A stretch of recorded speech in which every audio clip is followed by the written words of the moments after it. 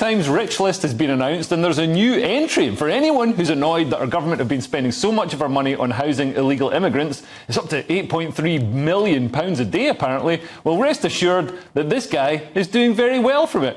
Graham King, whose firm is paid £3.5 million a day by the government to transport and accommodate cross-channel migrants and other new arrivals in the UK, is now on the Sunday Times rich list with a net worth of £750 million.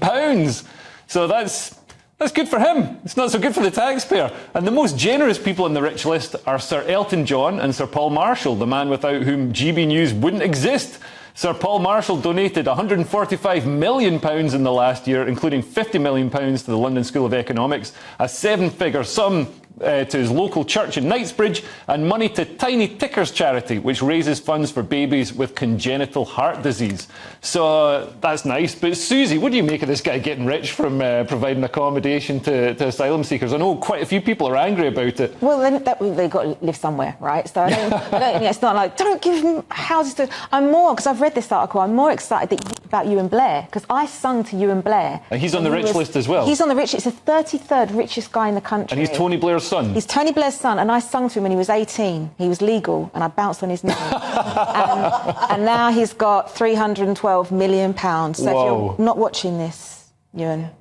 Susie, you'd be nothing without you, babes. Nothing. I know, I made him a man. Yeah. You're willing to go back and bounce on that knee again? I'm willing to go back and bounce on your yacht. So.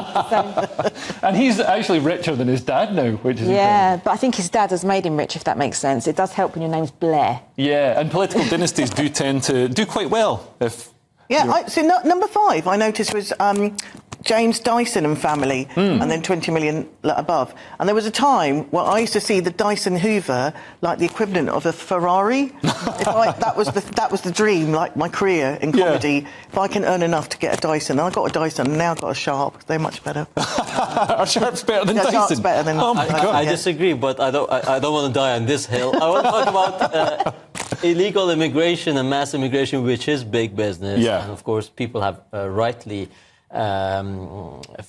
become indignant. I feel a bit guilty myself because I used to be an interpreter, so I was in a minor measure part of the industry. So you're making money from it as well? Yeah, not to the tune of Graham King, but it was in my defense. I had a difficult job because I had to keep a straight face when the Home Office would ask the asylum seeker, so you have converted to Christianity, right?